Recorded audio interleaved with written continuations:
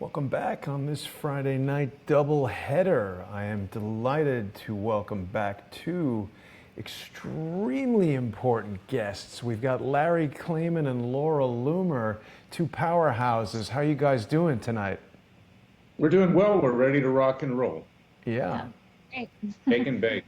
And judges around the country are quaking in their boots when they hear that the two of you might team up. We're going to touch on that in a second, but Laura, you were just having dinner with James O'Keefe, another legend in the world of alternative media. What's going on with James O'Keefe?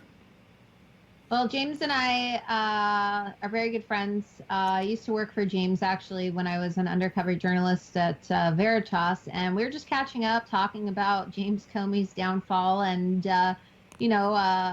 the plans that we both have. And James will be coming out with a new investigation soon, so stay tuned. He will be releasing a video very soon, and I've seen it, or parts of it at least, and it's very damning, and I'm sure it's going to be another explosive Veritas hit. And is that, I know you can't tell us much about it, but is that having to do with the DOJ, or what's the nature of that upcoming video?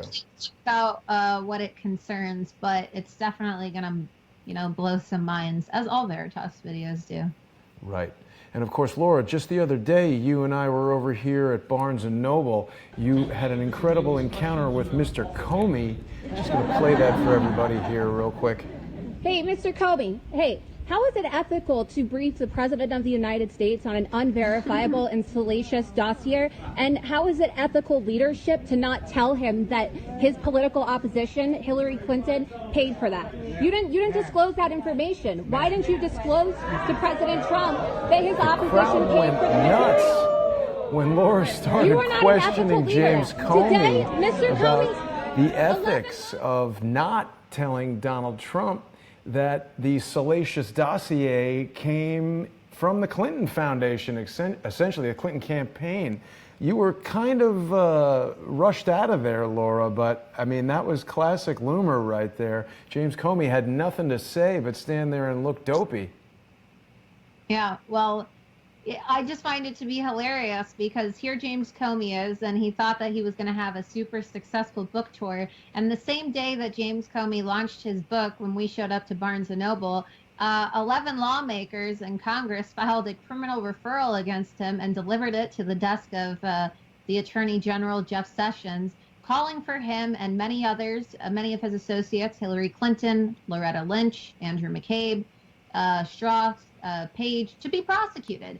And it came out last night that the memos that Comey leaked to his friend, who is a professor, as well as the New York Times, were redacted. Congress had to redact these memos because they contain classified information. And at the bottom of the memo, it literally says that the redacted parts indicate classified material. So Comey lied, right? He testified and said that he did not share classified information, told everybody he did not share classified information, and, just like Hillary Clinton, he shared classified information. Now, Larry, an FBI source has told me that James Comey basically he violated the National Foreign Intelligence Program manual. He breached Attorney General guidelines for the conduct of a national security investigation and broke the law when he leaked that information after he was fired. What are the implications of this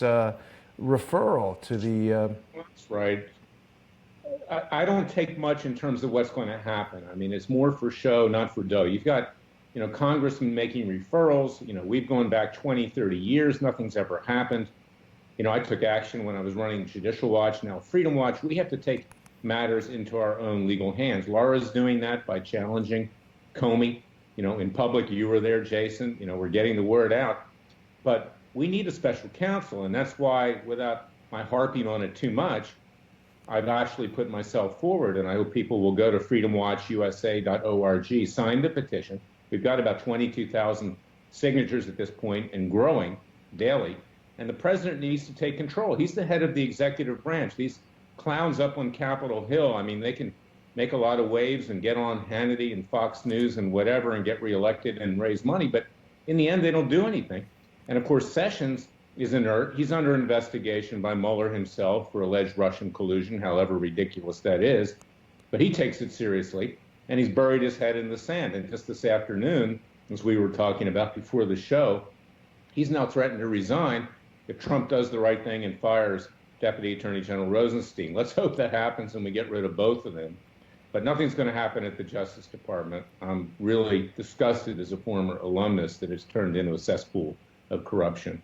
Yeah, I was really surprised by that threat, or whatever you want to call it, from Sessions. I was reading True Pundit just before we began, and apparently Sessions told the White House that Rosenstein's firing could prompt his departure. I mean, that's such a funny thing for him to threaten. That could be kind of killing two birds with one stone right there. Jeff Sessions has been virtually totally ineffective, hasn't he, Larry? Oh, less than ineffective. If he was simply incompetent, that would be one thing. He may be that too, but he is blocking. He's actually obstructing justice at the Justice Department. He's not allowing investigations to proceed. He's not naming special counsels. He's burying his head in the sand. And we know what he did on the Bundy case. You know, that's how we all met many months ago. He wouldn't review that. And when he finally said he was going to review it, when Judge Navarro was forced to dismiss the case with all the prosecutorial misconduct, 2 weeks later, his prosecutors in Nevada, Steve Myray, the corrupt then acting U.S. attorney, and Dan Sheese, his second corrupt in charge, files a motion for reconsideration of the dismissal of the Bundy superseding indictment. I mean, he talks out of both sides of his mouth, and you know, he may seem like a nice guy, and I thought he was at one time, but nice guys don't obstruct justice, and they protect their president. He's not actually holding President Trump out to dry. Yeah. Now, Larry, did I just understand what you said correctly, that they're talking about overturning the decision to dismiss the Bundy trial? They are. That'll never happen, Jason, because first of all, it was dismissed based on prosecutorial misconduct which was developed during the Bundy trial. But there's a lot more out there. This whistleblower, Larry Wooten, who came forward, the BLM whistleblower, who tells you about kill lists for the Bundys and some of the protesters, targets with X's on their heads as if they're going to be shot hanging on the walls of BLM, remarks calling the Bundys subhuman and retards. That never came out because Navarro was actually protecting the BLM. And the last day, we were all there, she went after the FBI because BLM had the hand-picked person of Harry Reid that had been running it during this tragedy, during this tyranny, and she was in fact protecting her benefactor, Senator Harry Reid, who had gotten her job as federal judge. That's how corrupt the whole system is. Wow. And if I am appointed special counsel to do a little bit more of promotion here, I'll have the full powers of the Justice Department. I'll be able to impanel grand juries. I'll be able to take this to a conclusion and use U.S. Marshal Services once we get convictions to arrest these people and throw them in prison. And that's why I would, in effect, be the Attorney General by appointment. But Sessions, forget it. Rosenstein, he's corrupt. And they're worried that if they push too hard, all of these deep state Clinton-Obama career people and appointees at the Justice Department will start leaking information about them. And of course, the intelligence agencies, which are still controlled by Obama deep state holdovers, will start spewing forth dirt that they've collected on all of them. So it's right. Mutual assured destruction. And President Trump needs to take matters into his own hands, and he needs to appoint me special counsel or find someone else to do it who has the guts to do it. But frankly, I don't know anybody else.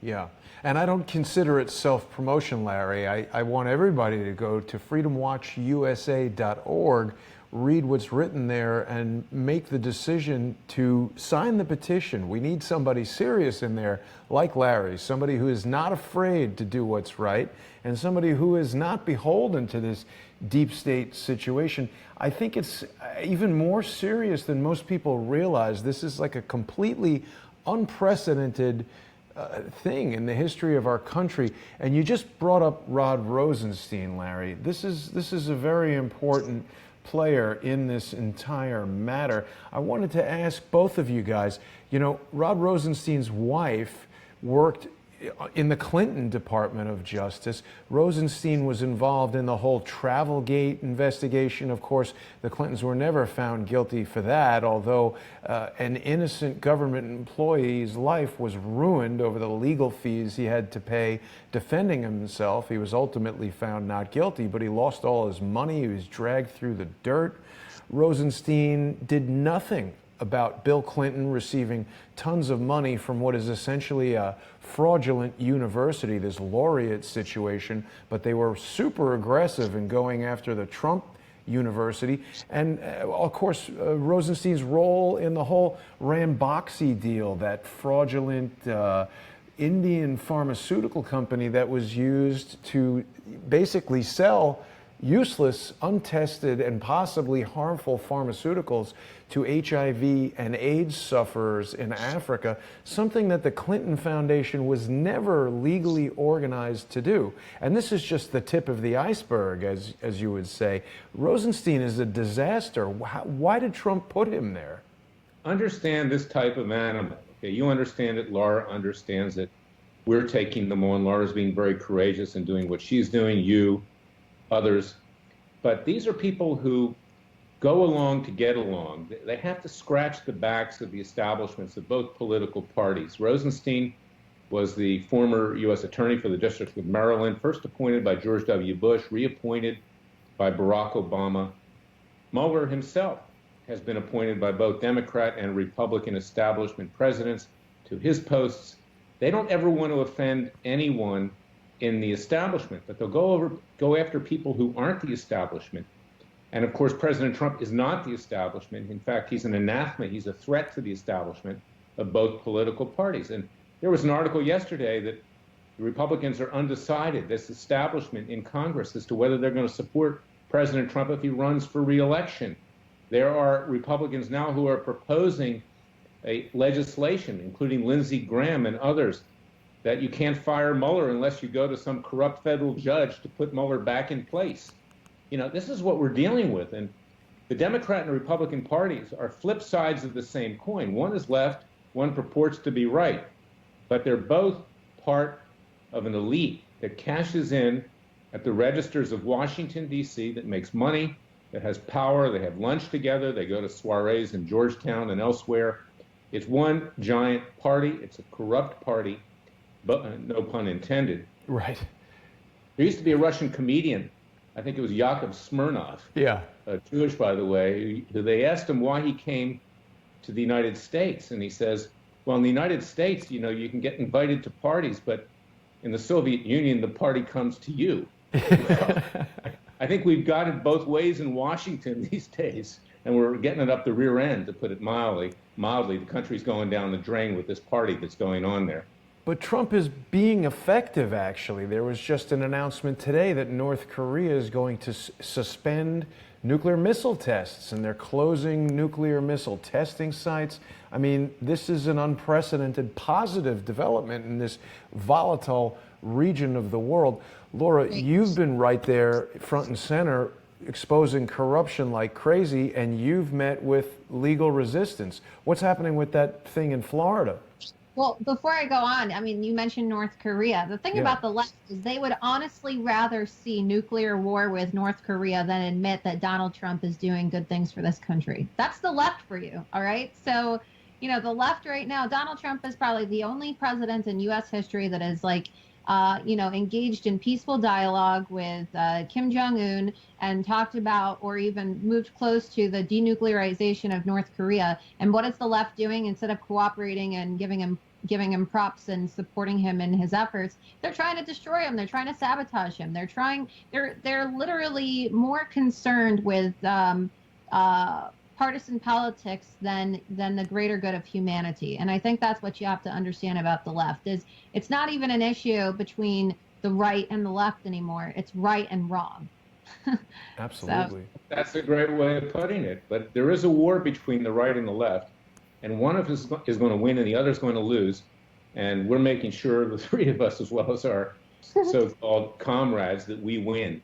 And we're going to do it peacefully and legally, unlike they're doing it, which is to destroy the country and through anarchy and violence and mayhem. We're going to use legal rights like Laura did this week in confronting Comey and exposing him for the complete dishonest fraud that he is.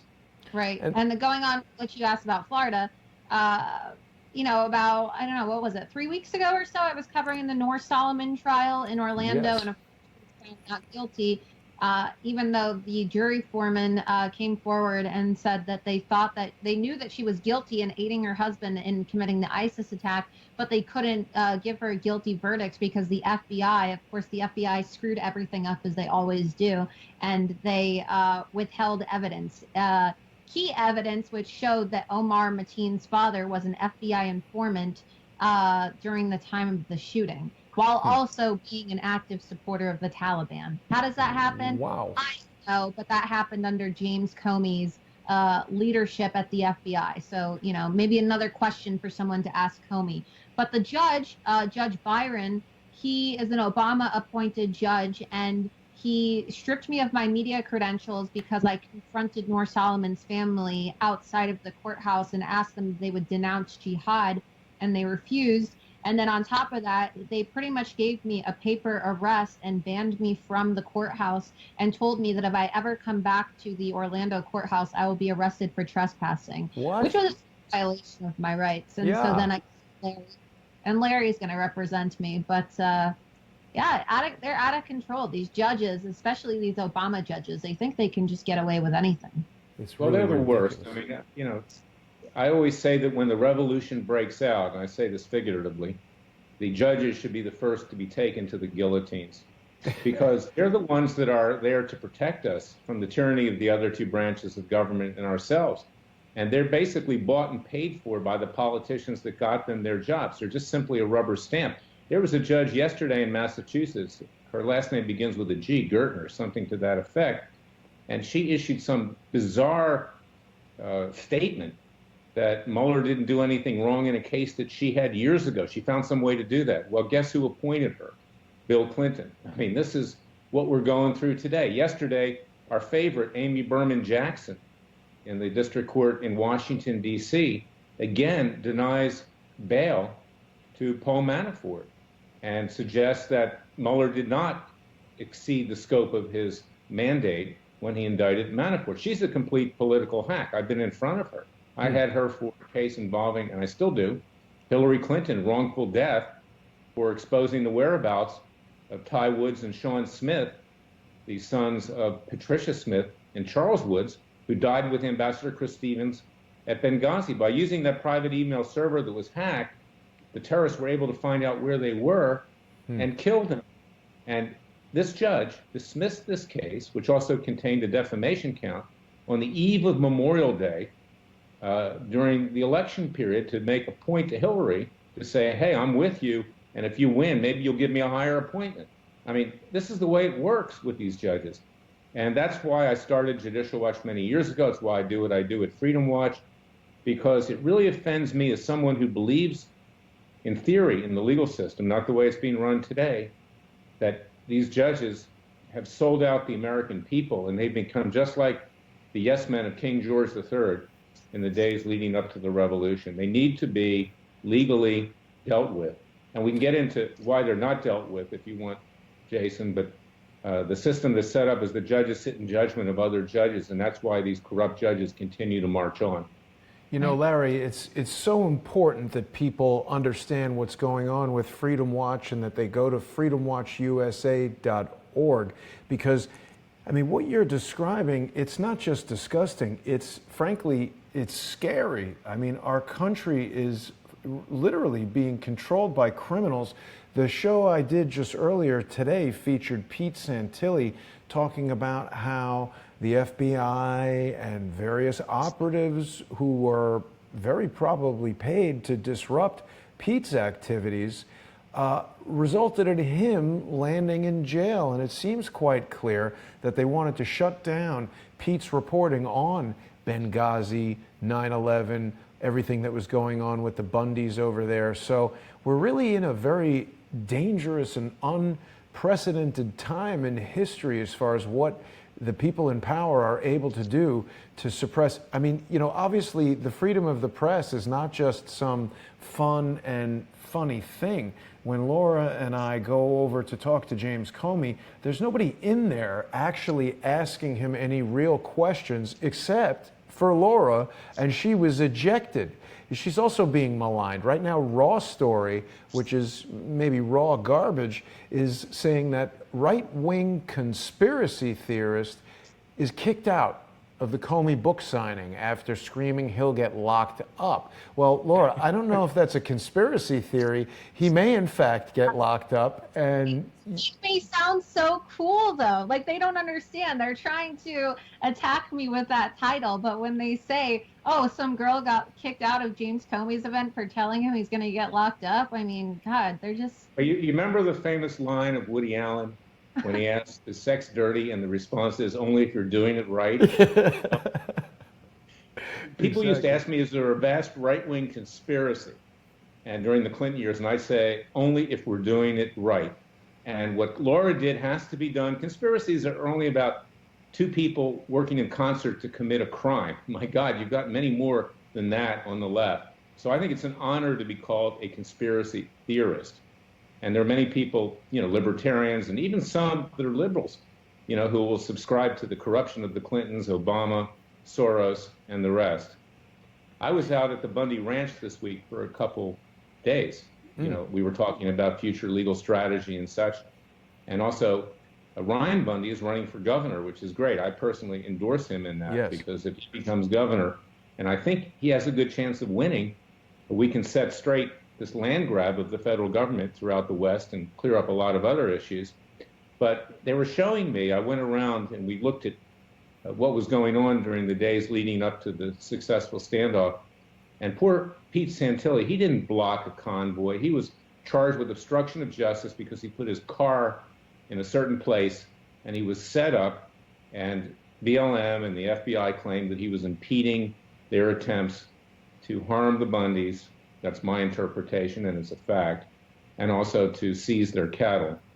But Pete was indicted because he's a conservative talk show host. And this was a message that was being sent by Obama and his corrupt Justice Department to people in the media like yourself, that you should not criticize them or you're going to be retaliated against, even with criminal charges. This is criminal in and of itself. Well, it's very interesting that you mentioned that, and it was incredibly timely that I had Pete on today. It was only the second time he and I had spoken, and I really wasn't that familiar with his situation. He shared a ton of evidence with me that leads me to believe that he was set up. He had hard evidence of hacking and other things going on. And another article, True Pundit is on fire with FBI information. We've got here a story about James Comey, who suggested putting leakers' heads on a pike, which would, of course, include him. And he laughed about jailing journalists. He wasn't laughing when Laura asked him about the ethics of not disclosing the source of the Steele dossier, nor was he laughing when he exited the venue and I asked him if he was aware of Andrew McCabe's Hatch Act violations. I would think he must have been aware that Andrew McCabe violated the Hatch Act that's intended to prevent the FBI from becoming politicized when he, McCabe that is, received over $1 million from Terry McAuliffe, a Clinton close associate, specifically for the campaign of his wife's state Senate run. A gross violation of FBI ethics and all that. Besides that gross violation, what about the fact that James Comey's brother is a lawyer for the Clinton Foundation? That's right. Right? I believe his name is Peter Comey. I don't ever remember that being disclosed in the media when James Comey was doing his investigation into Hillary Clinton's email scandal. I think that is grounds for a completely new investigation. How can Comey ethically, as the former director of the FBI, conduct an investigation into Hillary Clinton and say that he's not political and is no way influenced when his brother is getting paid by the Clintons for representing the Clinton Foundation? That's right. That was out there, but it was never focused on. And Laura's absolutely right. Let me tell you what Comey's biggest scandal is. is that, as you may know, and we've talked about this before, I represented a whistleblower by the name of Dennis Montgomery, who left with more information than even Edward Snowden had with regard to illegal mass surveillance at the National Security Agency, CIA, and yes, FBI. He was a contractor. He left with 47 hard drives, 600 million pages of information, much of it classified. I met him through Sheriff Joe Arpaio's investigator, Mike Zullo.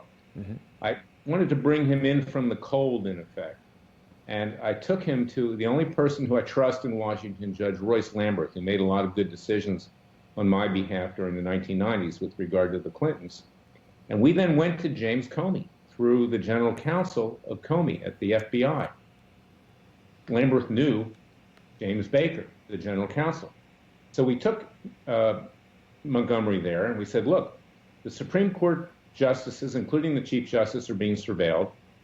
156 other judges, prominent businessmen like Donald Trump, yours truly, even Judge Lamberth, and ultimately a judge who ruled in our favor in the NSA case, but then bailed out after I think he was coerced and blackmailed by the agencies, the deep state, Richard Leon. But Comey took this information in, and we got Montgomery immunity. He actually was interviewed for 3 hours under oath in a secure room at the FBI headquarters in Washington, D.C. And Comey buried this mass surveillance. And why did he bury it? Because we now know that the FBI was conducting illegal mass surveillance on hundreds of millions of Americans as well. And this is the big scandal. And I've taken this to the House Intelligence Committee, to the Senate Intelligence Committee. They don't want to look into it. They just want to keep a very narrow focus on what happened with regard to unmasking of the Trump campaign. And I think the reason is, and I'm 100% sure, that these intelligence agencies and the FBI have so much dirt on them that if they push too hard, their personal and professional lives will be totally destroyed. But Comey walks away from that, and nothing's happened for 4 years since we turned all of this documentation over to him when I was assured that they were doing a bona fide investigation. Larry, were you aware of this revelation from the Inspector General, Michael Horowitz, that McCabe and his wife were neighbors for years with Bill and Hillary Clinton, and they had a friendship that spanned decades before Andrew McCabe got involved in the email probe? I was not aware of that, but that doesn't surprise me. That's Washington, D.C., the capital of corruption. It's so incestuous. Like, you can't make this stuff up. It's like, you just can't make it up. Some people, I've been seeing a lot of people lately say, oh, well, this is a coincidence. Well, isn't this a coincidence? I just don't think it's a coincidence. I mean, this stuff is all planned, and it is just so incestuous and so gross. I mean, I don't understand. All these people are connected somehow. Their kids all go to school with each other. Their neighbors, their wives are friends with each other. I mean, Comey, I don't know if you were watching the interview the other night with Comey and Stephanopoulos, but even Comey goes, oh, yeah, well, my wife and my daughters were marching in the Women's March. And then his wife comes on and said, oh, well, I was really sad when Hillary lost because I wanted her to win. And a lot of my friends worked in her campaign. Who are his wife's friends that are working in Hillary Clinton's campaign? And why was this not disclosed? Like, these are things that are coming out now that a lot of people and the media especially are just turning a blind eye to, that are huge discrepancies and, red flags that indicate conflict of interest and absolute corruption. Yeah. And people it's like, oh, whatever, big deal. Yeah, let me tell you a story, okay? When I was running Judicial Watch, which I founded in 1994, I always stayed away from the Washington establishment of both political parties. I didn't even go to meetings of conservatives that were trying to prop up Newt Gingrich and everybody else because he was raising money for them. I wanted to be independent. I wanted to do what I thought was right. But during one of the last White House Correspondents' Dinners, I was invited by my very good friend Paul Rodriguez, who was the editor of Insight magazine, may his soul rest in peace, a brilliant guy, my best friend in Washington in many ways, street smart, and he would advise me on a lot of things. And at that White House Correspondents' Dinner was West Wing. I can tell you a little story about that if we have time. But to make a long story short, all of these Clinton people wanted to take my temperature, even though I had deposed many of them. And they would come up to me and put their arm around me, Terry McAuliffe being one of them. I deposed him twice. I had sued him a couple times and tried to be my friend. And, I said, Terry, just please don't put your hand in my pocket, okay? You're not my friend. And same thing for Gregory Craig, the lawyer who sent Ilian back to Cuba and ran the impeachment defense of Bill Clinton. This is what Washington is all about, is that it's a game, and it's a corrupt game, and they all scratch each other's backs, Democrats and Republicans. There's not a dime's worth of difference between Karl Rove and James Carville. In fact, it was no wonder that Carville had married Mary Matlin, who was a Republican who had worked for the Bush family. This is Washington, D.C., and it's why it needs to be broken up, and that's why Trump is such a threat to it, because he doesn't care. And he's got to start acting more like he doesn't care and stop following the advice of his hapless lawyers. Now, we have Giuliani that's coming in. Hopefully he'll make somewhat of a difference. But he's a recovering establishment figure, and he thinks because he's friends with Mueller, he's going to put this thing away, and I'm afraid that's not going to happen. I like Rudy, but it's not going to happen. You need the special counsel. You need to take these people apart, and if we don't get a special counsel, I'm going to reconvene a citizens' grand jury in a few weeks. Maybe y'all can participate. Yeah. Because we have the right to actually impanel our own grand juries. Former Justice Scalia actually ruled that in effect in a prior Supreme Court decision. We can indict, we can try, we can convict, and then petition a federal judge to enforce it and have these people arrested and hopefully thrown in jail. Now, that may be a pipe dream, but somebody's got to take action here. If there's no special counsel, the American people need to rise up. Right. I'm very intrigued, Larry, that you just mentioned Gregory Craig. This is a guy who's come up lately. We've been doing a show called America's First Refugee about Harmon Wilfred and the ordeal that he's been going through. He is in New Zealand, where he's been forced to relinquish his U.S. citizenship. He's been denied New Zealand citizenship, and he describes a meeting with Gregory Craig related to Harmon's CIA contract work and things that he was doing to try to cash some gold bearer bonds for the CIA. Gregory Craig told Harmon, stop blowing the whistle on this massive financial crime that may have funded everything from Iran-Contra to 9/11. Gregory Craig told this man that he would never see his children again if he didn't drop the matter, and it's been 19 years since Harmon Wilfred has seen his children. I don't know if you're aware of that, but Gregory Craig is implicated in this. I wasn't aware of that. And Gregory Craig, another quick story, years ago, I was pursuing a particular matter, and he asked me if I would help him, and I asked him if they would help me. It was dealing with the release of classified information over the Stuxnet virus that was inserted into Iranian centrifuges. His client was on the verge of being made the fall guy for having done that. It was actually Hillary Clinton, I'm pretty certain, that actually leaked that information of what we had done in Iran. And I met Gregory Craig, in a business setting at lunch at the Capitol Grill. And I got to tell you something, this guy is so suave, good-looking guy, smooth, okay, that he could sell anything like a snake oil salesman. You don't trust him. But I wanted to, see what he was all about, frankly. And what was interesting, though, he did tell me a story. He had been Obama's first White House counsel.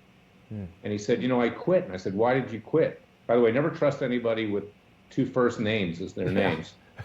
Right? I said, why did you quit?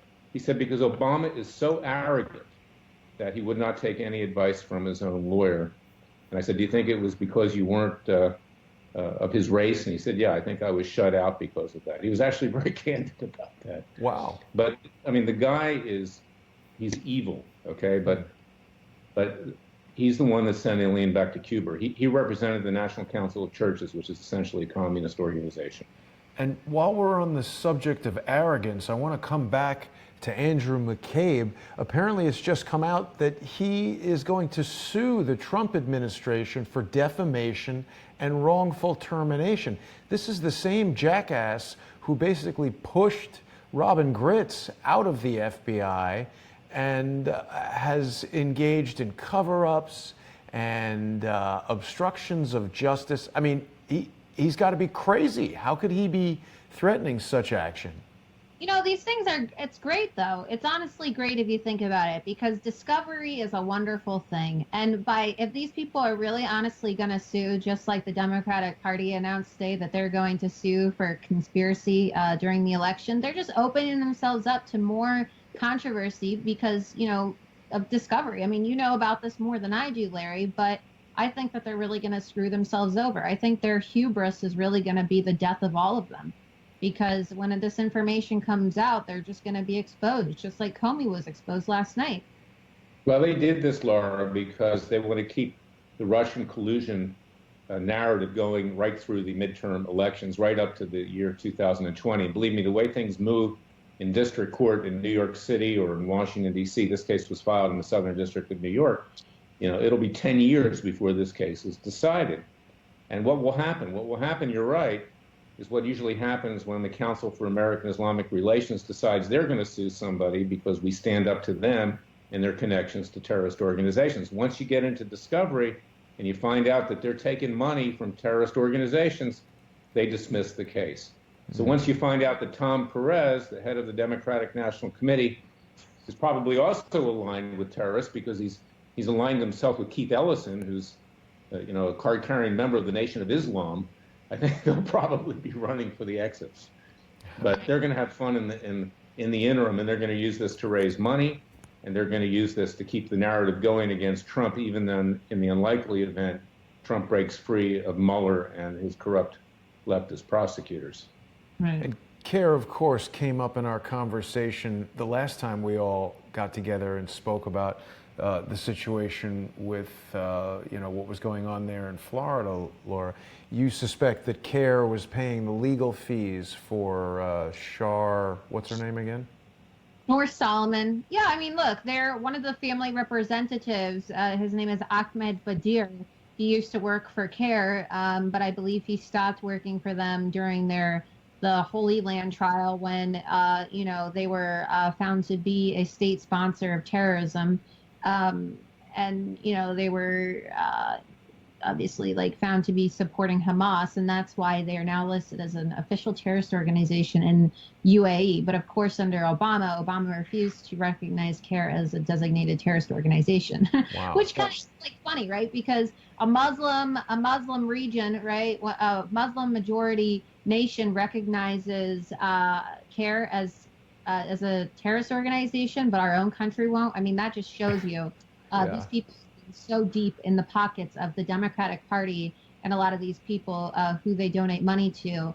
And, they're just freely operating as a terrorist organization in this country. And not only that, too, but this weekend in Orlando, right, the same place where this trial took place, they invited a sheikh, a Syrian sheikh who is literally on camera calling for the death of gays and Jews, and on his own website advocates for suicide bombings against Jewish people, has ordered a fatwa against all Jews, calling Jews the most evil people on planet Earth.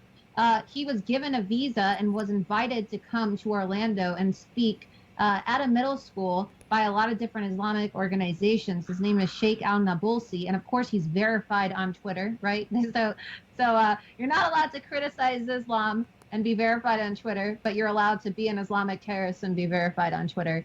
And when I showed up to record this guy and to confront him at the event, there were people in CARE t-shirts registering Muslims for the event, along with ICNA, the Aisha Cultural Center, and they wouldn't let me in. And then the police officer in Seminole County threatened to arrest me. They said, if you don't leave, we're going to arrest you for trespassing on school property, even though it's a taxpayer-funded public school, which means that I and any other member of the public or the press have a right to be there. I remember seeing that video. And then we're into CARE and Muslim politics, so to speak. And of course, we just fortunately got rid of our last Muslim president, Barack Obama. I was vilified when I gave a speech at the World War II Memorial where I asked him to get up off his knees and put the Quran down and come out with his hands up, like Laura was with Comey. But he was in his heart a Muslim. Of course, he's half Muslim, and under Muslim law, that's that. But it created a certain narrative in this country. And just this week, I think it was yesterday, Natalie Portman, a very fine actress, Jewish actress, Israeli-born, decided she wasn't going to go to the Genesis Awards in Israel because she doesn't like the way Israel's defending itself in the Gaza Strip. This is the Jewish left, okay? Yeah. The Jewish left, it's like a mental illness. I hate to say it, but some of the most anti-Semitic, anti-American, anti-Jew people I've ever met are left-wing Jews themselves. I mean, that's my personal experience with them, and I find these left-wing Jewish individuals to be just as bad as the Islamists, right? Because they're in bed with each other, and they literally align themselves and stand with people who want them dead, right? They don't even stand with people. You're right. I want people to know this is not the Jewish people. These are the enemies of the Jewish people who have destroyed the Jewish people. Yeah. And unfortunately, they have a megaphone because most of them live in Hollywood, and they're able to use that megaphone. And it's very, very destructive, and I'm embarrassed as a Jew myself that these people are out there doing these kinds of things. You know, we had a bad enough time with Karl Marx. We don't have to make it worse today. Yeah, well, not even just Hollywood, but media. I mean, look, a lot of people get in trouble for saying things like this about the, disproportionate representation of Jewish owners and CEOs in the media. But the fact of the matter is, if you look at the CEOs and the owners of a lot of these mainstream media networks, they're all Jews. And they're not just like Jews, they're left-wing Jews. And that's why the climate in the media is so toxic. It's because you have these individuals who push these Marxist policies. They've aligned themselves. And I see you're laughing at this, but that's really honestly what I'm not laughing at you. I'm agreeing with you. I just had a thought. Jesus was no left-wing Jew. I mean, let's bring the two religions together here because we're fighting the same battle.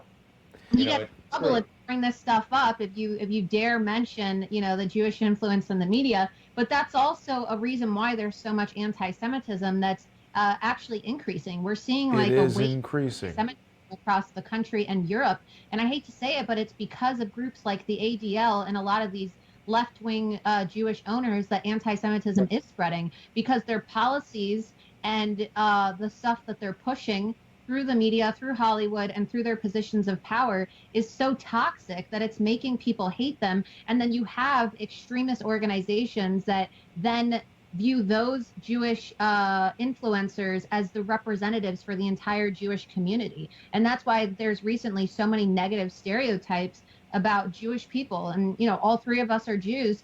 And I honestly blame groups like the ADL and people like George Soros and people like, what's his name? The CEO of CNN. His name is Zucker. Yeah, yes. I blame those. I put something else. But yeah, you're right. And who was the supporter of CARE and the ADL were the ones that opposed, among other Muslim groups, President Trump's so-called travel ban in certain Muslim countries. I mean, it's just unbelievable. And I remember one time I experienced an anti-Semitic judge in California by the name of William Keller. That's what was the trigger when I started Judicial Watch. And the ADL would not assist me. He made certain anti-Semitic remarks, called me Mr. Schmuckler, all kinds of things. And you know what schmuck means in Yiddish. Yeah. And, it's unbelievable that the ADL would not come to the defense of an average Jew, while at the same time they were attacking Farrakhan because that helped them raise money, you see. Yeah. Look, the ADL is very anti-Semitic. They tweeted on Kristallnacht, they actually tweeted that that it was wrong for the Jewish Daily Forward, to recognize me as being one of the top Jewish influencers of the year, like they did. And they said that I wasn't a real Jew and that I was just an anti-Muslim bigot and that I was anti-immigration. And the first thing I said is like, why is the ADL using the anniversary of Kristallnacht to throw stones at, another Jew, right? I mean, they're doing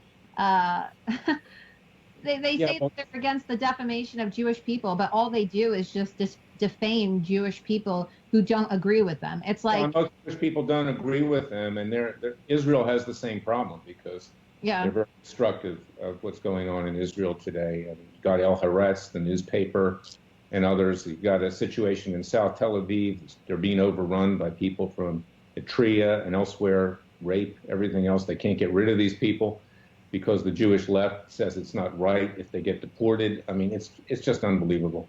Yeah. So, I think there's a number of groups that want to take advantage of this division as well and promote hatred and what has now become on the internet anti-Zionism, where a lot of these people say, oh, I like Jews, but I don't like Zionists. And then the moment you say or do anything that they don't like, they just say, oh, well, you're a Zionist and we don't like you.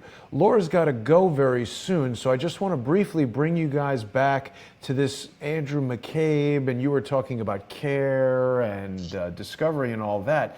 It's another technique that we've seen exercised quite a bit. Alex Jones is being sued, Lee Stranahan is being sued, and it's this strategic lawsuits against public participation seem to be becoming, maybe I'm just more aware of them than I've been, as I'm the victim of one as well. But this is a real abuse of our already totally screwed up legal system, where there's so much money and time wasted by people using these punitive lawsuits, and perhaps that's what they're trying to do with Laura there, although it's not a lawsuit, just these kind of punitive criminal charges. We saw the Bundys suffer from this, Pete Santilli suffer from this.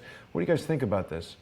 I remember Sidney Blumenthal sued Matt Drudge back during the Clinton years, and that was, Sidney, vicious Sid. But yes, they feel that they have the wind at their back because 90% of the judges currently are Obama and Clinton appointees, ultra-leftist judges, Right. most of them dishonest to the core. They don't care about the rule of law. They don't care about the Constitution. They just have their agenda, and we've talked about that. So the odds are with them. But to coin a phrase from Batman, to Robin, 10 of them against 3 of us, odds slightly in our favor because we're on the right side. And I do believe that God is on our side too. Yeah. So Laura, I know you've got to go. Is there anything you want to share with us before we wrap you out here?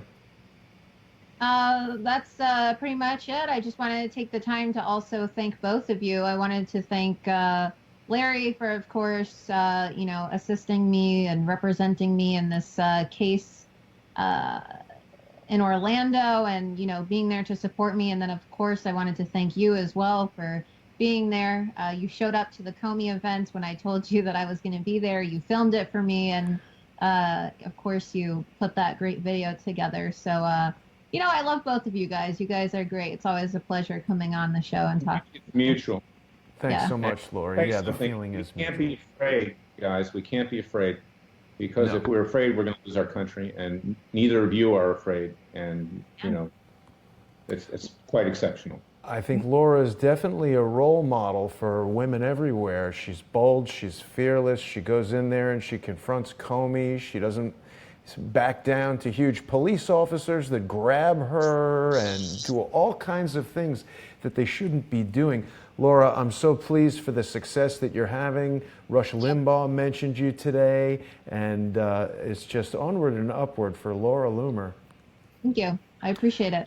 People should definitely be following Laura if they're not already on Twitter. You can find her there at lauraloomer.com, where she's been unverified by Twitter, despite the fact that violent Muslim leaders who are calling for the destruction of Jews and Americans, they get a warm reception on Twitter, along with the people who publish my mother's phone number. They're allowed to do all that, but certainly if Laura calls out Uber or whoever for throwing her out on Yom Kippur, they take away her little blue triangle or whatever it is. Well, we can put back a double triangle in the shape of the Star of David. How's that? That's right. And you can also find Laura's work on lauraloomer.us. You can support her journalism there. You can help her get a faster server. There it is, Illuminate Media. You get on there. I'm making a new website, actually, illuminatingthetruth.com, coming soon. It will be faster. It's going to be more updated, and it's going to have more features. It's going to soon to be the go-to place for investigative reports and videos. So, if you haven't, you can go to illuminatingthetruth.com and subscribe, and I'll be launching my new website soon. So. And one of my very favorite things about you, Laura, is the style that you have defined for yourself. I think that some of the formerly toughest people like James Comey become very concerned when they see Laura Loomer in the audience there at Barnes & Noble. So keep doing what you're doing, Laura. We'll see you very soon. Have a great weekend, okay? He looms large. Bye. Thank you. Bye to both of you. Have a good weekend. Bye, Laura. God bless. So, Larry, we've got about 10 more minutes. We can go into some more topics. I think it's very important that people visit freedomwatchusa.org and take a look at that petition, and hopefully they'll sign it. I mean, will we be able to get you in there as the special counsel, or are they actually fearful of someone who will do something? Well, I hope that we can get the president's attention. He's the only one that can do it. I see. Sessions can't do it. He won't do it. Rosenstein, we know what he is. He's a two-faced liar, to be blunt, and he should be on his way out. It has to be the president now. He is the head of the executive branch of government, Jason. He has the authority to do that. And, I'm a lot like the president. This is why I love the guy so much, is that, if you're fighting the battle, and I've been fighting it now for 40 years, and I'm still fighting it, you cannot be afraid, as Justice Clarence Thomas once said at an event that I went to. I was sitting next to him at the table. You can't be afraid to get cut in Washington, D.C. And so I hope the president realizes that, Larry Klayman has had his fights with judges. I've had my fights with politicians. I've come away sometimes with black eyes. Hopefully I did worse to them than they did to me. But you can't have somebody in there that's pristine. You don't want a priest or a rabbi in there, or a minister. You want somebody who's a gladiator, who will go the distance and not worry about whether he gets attacked. And that's why I'm different, because most lawyers won't risk that. They're in it for the money, they're in it for the prestige. I'm way beyond that. I got beyond that many years ago. When I started Judicial Watch, it was fun to go on TV, and to be known. But it's not whether you're on TV, it's not whether you're on your network or anybody else's network. It's what you accomplish. And right now, as special counsel, I can clean out this entire rat's nest. So I hope that President Trump is listening. I urge people not just to go to the website and sign that petition, which I send periodically to the White House, but also inundate the White House and President Trump with emails, letters, and whatever, telling them you've got to appoint Larry Klayman, or at least meet with him and hear what he has to say. Yeah. But his lawyers don't want me to meet with him because his lawyers don't want a competition. They don't want anyone else to mix in. But unfortunately, they're leading him down, and they have let him down the primrose path to his own destruction.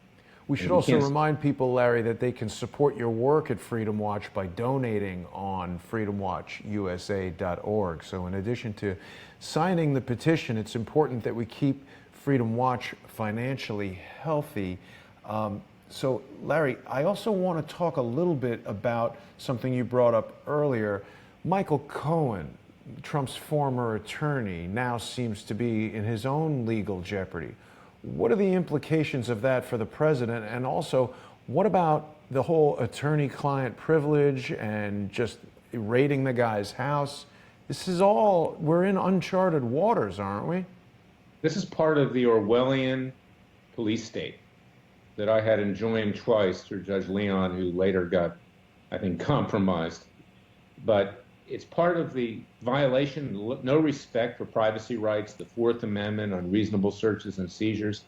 It's part of a tyrannical government, a federal government that we saw with Bundy, that thinks that they can do whatever they want, that can push us around, that we can take it. Now, whether Michael Cohen did anything wrong or not, there was no justification to bust into his office and in his house and take all of his stuff without even giving his lawyers a chance to go through it first. And this is the world we live in today. So if the president doesn't have a wake-up call with that and appoint me special counsel, I don't know when he will, but he's been getting bad advice. He's been dragged along. There are a lot of things he could have done. He could have sued Comey and Mueller and the rest of them for violating his Fourth Amendment rights. In fact, he did nothing because his lawyers are telling him to play nicey-nice, to do patty cakes with Mueller.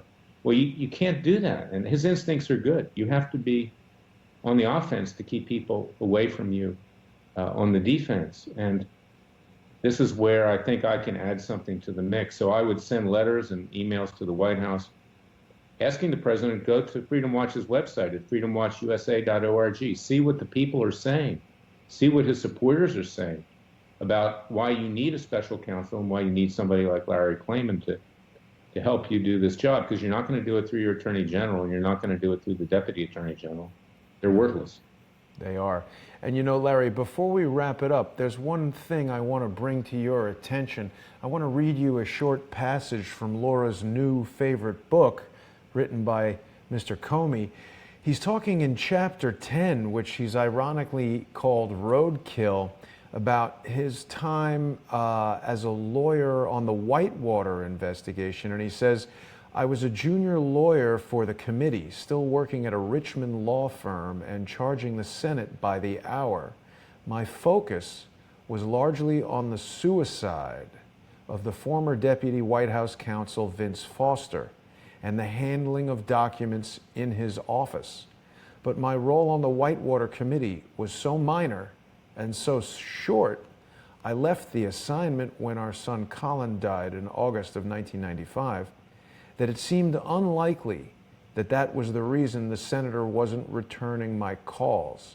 Comey was talking about how he had never met Hillary Clinton, but I just found it strange how such a conspicuous chapter, passage, paragraph about the investigation of Vince Foster's suicide and the Whitewater scandal is tied, in Comey's own words, to the abrupt death of his infant child, which occurred in the hospital from a preventable bacterial infection.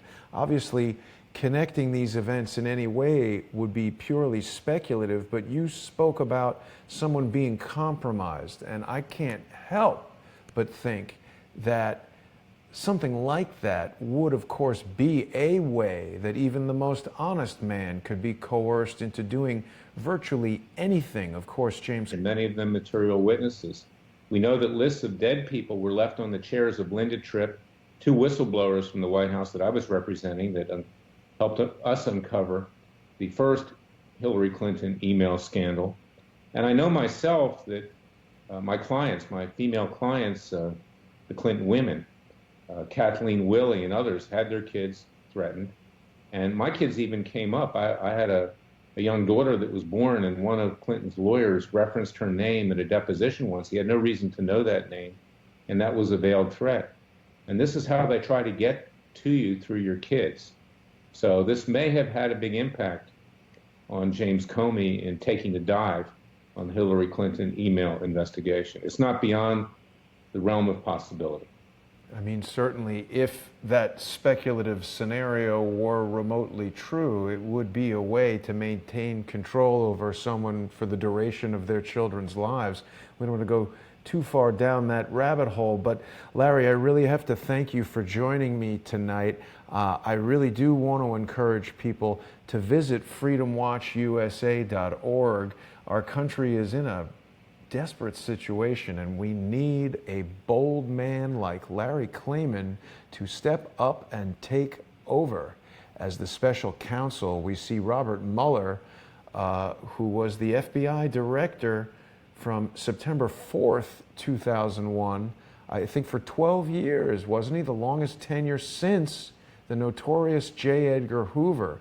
And I'm beginning to realize that the FBI has a long pedigree of corruption, and that's not to malign the honest field agents, the rank and file as they're called, but we got a serious problem in the administration of the FBI, and one former agent who I spoke to yesterday indicated to me that it was his personal opinion that the FBI is too far gone and needs to be decimated and rebuilt from the ground up. People who aren't currently following Larry on Twitter can find him there at Larry E. Klayman. And Larry is the founder of Freedom Watch USA and Judicial Watch, two incredibly important organizations. A lot of people following Larry on Twitter, so you should get on there if you haven't been doing that. Larry, anything you'd like to leave us with on this fine Friday Jason, evening? I want to thank you for your support.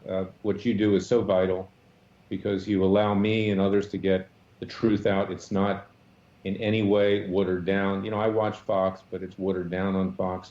And we need people like yourself to get out the truth. And people that say that we're conspiracy theorists and that we're way out there and far right, you know, yeah, we're far right because we're right. And we have to take our stand. The founding fathers were far right compared to King George. And keep that in mind. And I also want people to keep in mind that I do believe that God is on our side and we will prevail.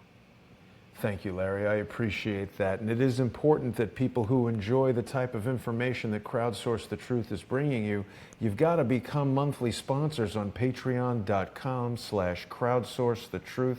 Even $1 a month or $5 a month goes a long way towards keeping the company financially healthy and keeping these types of broadcasts coming. We heard from Pete Santilli earlier today. We've got Charles Ortel coming on Sunday, of course, with another one of his amazing reports. Larry, it's always a real pleasure to speak to you. You're just full of great information, experience, and insight. Thank you so much for joining me today. I look forward to our next conversation. Usually, thank you, Jason. Have a great weekend. Take care, you too. And thanks everybody for watching. I'll see you tomorrow.